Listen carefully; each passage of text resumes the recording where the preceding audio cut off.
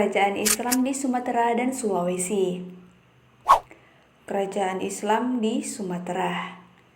Ada A. Samudra Pasai. Samudra Pasai diperkirakan tumbuh dan berkembang pada tahun 1270 dan 1275 atau di pertengahan abad ke-13. Kerajaan ini terletak lebih kurang 15 km di sebelah timur Lok Sumawe, Nangro Aceh Darussalam, dengan sultan pertamanya adalah Sultan Malik As-Saleh. Sesudah resmi menjadi kerajaan Islam atau kerajaan bercorak Islam pertama di Indonesia, Samudra Pasai berkembang cepat menjadi pusat perdagangan serta pusat studi Islam yang ramai. Pedagang dari India, Benggala, Gujarat, Arab, Cina, dan daerah di sekelilingnya banyak berdatangan di Samudra Pasai. Raja-raja yang pernah memimpin di Samudra Pasai. Yang pertama ada Sultan Malik As-Saleh. Raja yang sewaktu kecilnya bernama Marah Silu ini merupakan pendiri kerajaan Samudra Pasai pada abad ke-13 Masehi. Dia juga tercatat sebagai orang Islam pertama di Nusantara dengan gelar Sultan Malik As-Saleh dan memerintah tahun 1290 sampai 1297. Yang kedua ada Sultan Malik At-Tahir I. Memerintah dari tahun 1297 sampai 1326. Nama kecil Sultan Malik At-Tahir I bernama Sultan Muhammad. Ia adalah putra dari Sultan Malik As-Saleh. Yang ketiga ada Sultan Malik At-Tahir II. Memerintah dari tahun 1326 sampai 1348.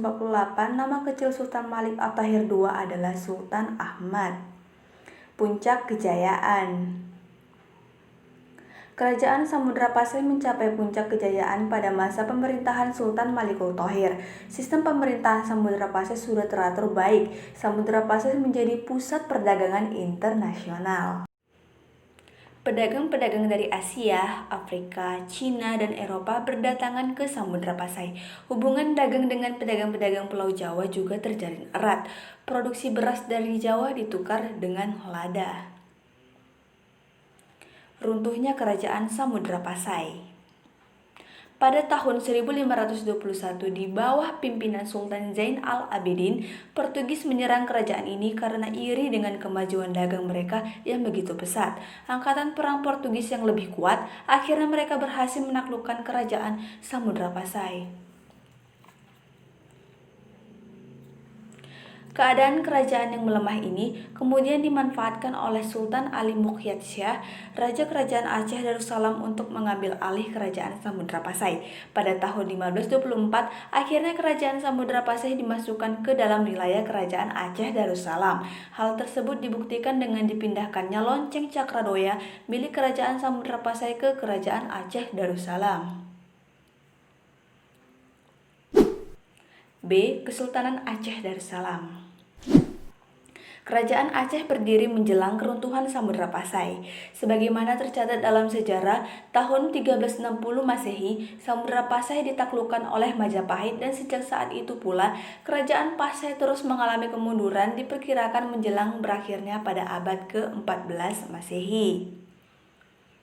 Kerajaan Aceh Darussalam telah berdiri dengan penguasa pertama yaitu Sultan Ali Muqyat Syah yang dinobatkan pada Ahad 1 Jumadil Awal 913 Hijriah atau 1514 Masehi. Kesultanan Aceh terletak di utara Pulau Sumatera dengan ibu kota Banda Aceh Darussalam. Kerajaan Aceh didirikan Sultan Ali Muqyat Syah pada tahun 1530 setelah melepaskan diri dari kekuasaan Kerajaan Pidi.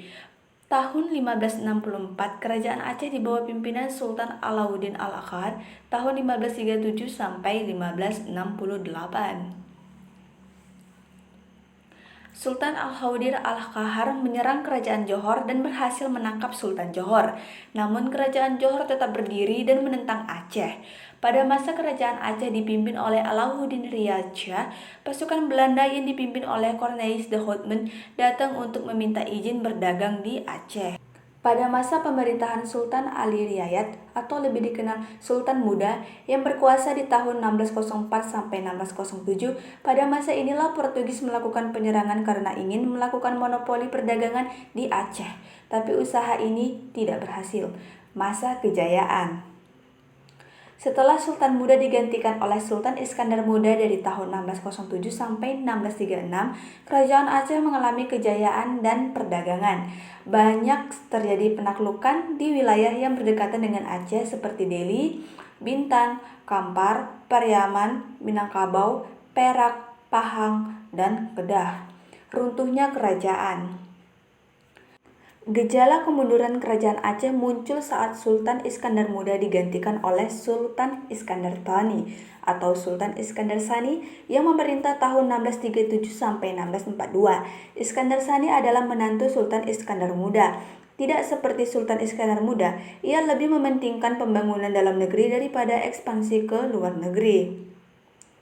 Dalam masa pemerintahan yang singkat, 4 tahun, Aceh berada dalam keadaan damai dan sejahtera. Hukum syariat Islam ditegakkan dan hubungan dengan kerajaan-kerajaan bawahan dilakukan tanpa tekanan politik maupun militer.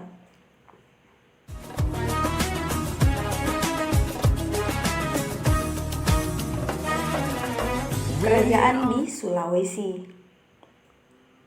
Kerajaan-kerajaan Islam muncul di Sulawesi tidak terlepas dari pandangan antar benua yang berlangsung ketika itu. Beberapa kerajaan Islam di Sulawesi diantaranya adalah Goa Talo, Bone, Wajo, dan Sopeng, serta Kesultanan Butong. Dari sekian banyak kerajaan-kerajaan itu, yang paling terkenal adalah Goa Talo.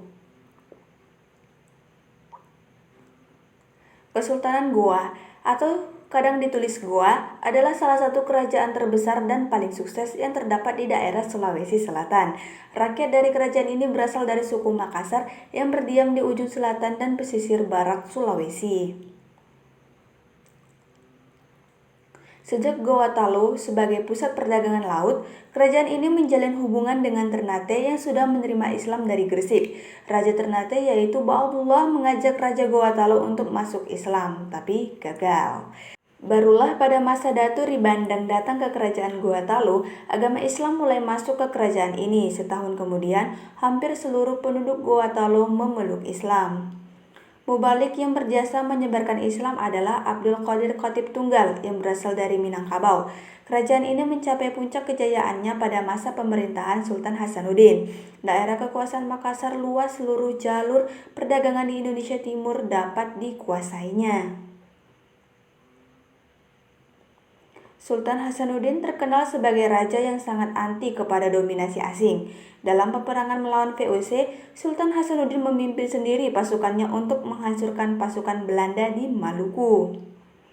Atas keberanian Sultan Hasanuddin tersebut, maka Belanda memberikan julukan padanya sebagai ayam jantan dari timur. Runtuhnya kerajaan Goa Talo disebabkan adanya kerjasama Arung Palaka dari kerajaan Bone dengan VOC. Karena masing-masing dari mereka mempunyai tujuan yang sama untuk menjatuhkan kerajaan Goa.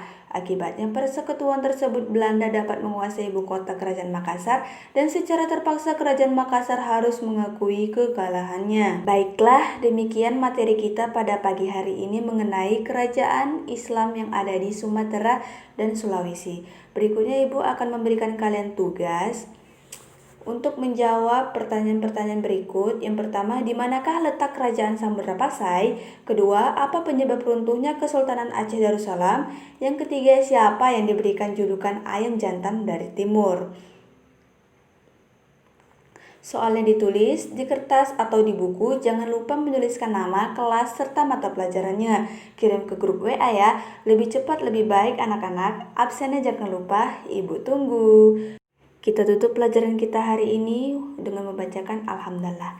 Wabillahi taufiq wal hidayah. Wassalamualaikum warahmatullahi wabarakatuh.